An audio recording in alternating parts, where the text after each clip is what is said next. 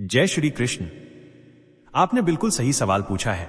ये एक ऐसा प्रश्न है जो हम में से बहुत से लोगों के मन में आता है। श्री कृष्ण ने भगवत गीता में जीवन के हर पहलू को इतनी खूबसूरती से समझाया है कि उनके बताए रास्ते पर चलकर ही हम इस सवाल का जवाब पा सकते हैं।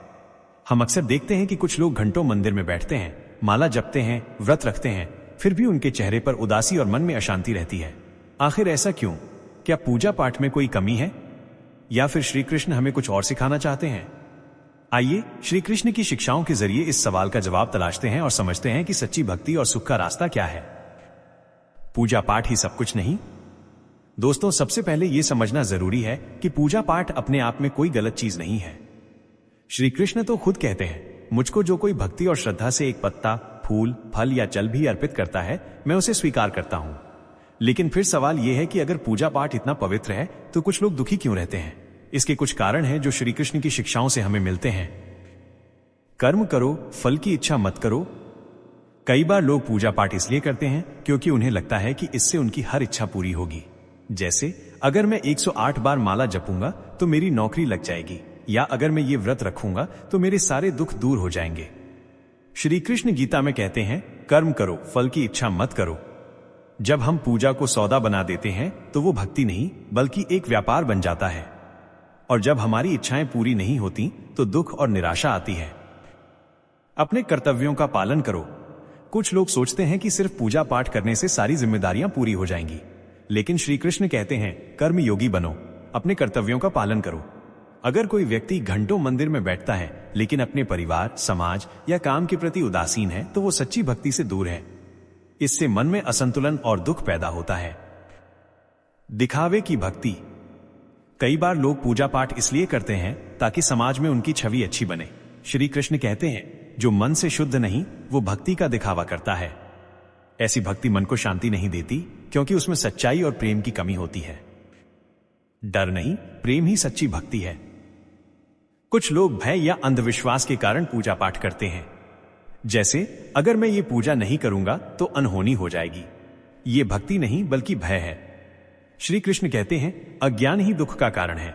सच्ची भक्ति तो प्रेम और विश्वास से आती है, न कि डर से। सच्ची भक्ति क्या है?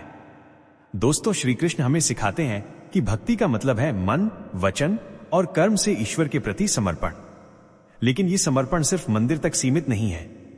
आइए श्री कृष्ण के दर्शन से समझें कि सच्ची भक्ति क्या है और दुख से कैसे बचा जाए। पूजा को जीवन का हिस्सा बनाएं। पूजा पाठ जरूरी है लेकिन उसे अपनी जिंदगी का हिस्सा बनाइए, बोझ नहीं।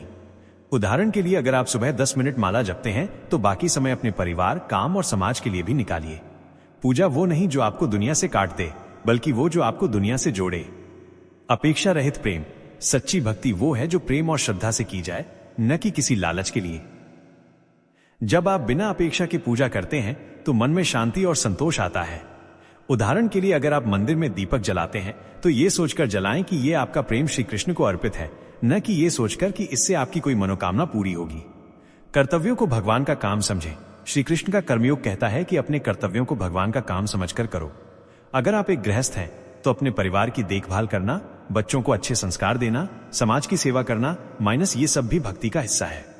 उदाहरण के लिए, एक मां जो अपने बच्चों के लिए दिन रात मेहनत करती है वो भी श्री कृष्ण की भक्ति कर रही है, अगर वो ये सब प्रेम और समर्पण से करती है। आत्मा को पहचाने। श्री कृष्ण कहते हैं, आत्मा को जानो क्योंकि मैं हर प्राणी के हृदय में बसता हूं। जो व्यक्ति सिर्फ बाहरी पूजा पाठ में उलझा रहता है वो आत्मज्ञान से दूर रहता है। सच्ची भक्ति वो है जो आपको अपने भीतर की दिव्यता से जोड़े। हर दिन थोड़ा समय आत्मचिंतन के लिए निकालिए। पूछिए, मैं कौन हूं? मेरा असली उद्देश्य क्या है? सब में भगवान को देखें। श्री कृष्ण का जीवन प्रेम का प्रतीक है। वो कहते हैं, सभी प्राणियों में मुझको देखो। अगर आप पूजा पाठ करते हैं लेकिन अपने आसपास के लोगों से प्रेम और करुणा नहीं दिखाते तो आपकी भक्ति अधूरी है। उदाहरण के लिए, अगर आप मंदिर में घंटों बैठते हैं लेकिन अपने पड़ोसी की मदद नहीं करते तो श्री कृष्ण उस भक्ति से खुश नहीं होंगे। पूजा पाठ को सार्थक बनाने के लिए कुछ व्यावहारिक तरीके। नियमित ध्यान और स्मरण। सुबह सिर्फ 10-15 मिनट श्री कृष्ण का स्मरण करें। हरे कृष्ण, हरे राम का जाप करें या गीता का एक श्लोक पढ़ें। ज्यादा समय की जरूरत नहीं, बस मन से श्रद्धा चाहिए। कर्मों को समर्पण। अपने हर काम को श्री कृष्ण को समर्पित करें। ऑफिस में काम हो, घर का काम हो या बच्चों को पढ़ाना माइनस ये सोचकर करें कि ये सब भगवान का काम है। दूसरों की सेवा, सप्ताह में एक बार किसी जरूरतमंद की मदद करें, जैसे किसी गरीब को भोजन देना, किसी बच्चे को किताब देना। श्री कृष्ण कहते हैं, मेरी सेवा दूसरों की सेवा में है। ध्यान करें, हर दिन 5 मिनट ध्यान करें। बस शांत बैठिए, अपनी सांसों पर ध्यान दीजिए और श्री कृष्ण का नाम लीजिए। यह आपके मन की चंचलता को कम करेगा। गीता को जीवन का गाइड बनाएं। गीता को सिर्फ पूजा की किताब न समझें, इसे अपने जीवन का गाइड बनाएं। हर हफ्ते एक श्लोक चुनिए और उसे समझने की कोशिश कीजिए।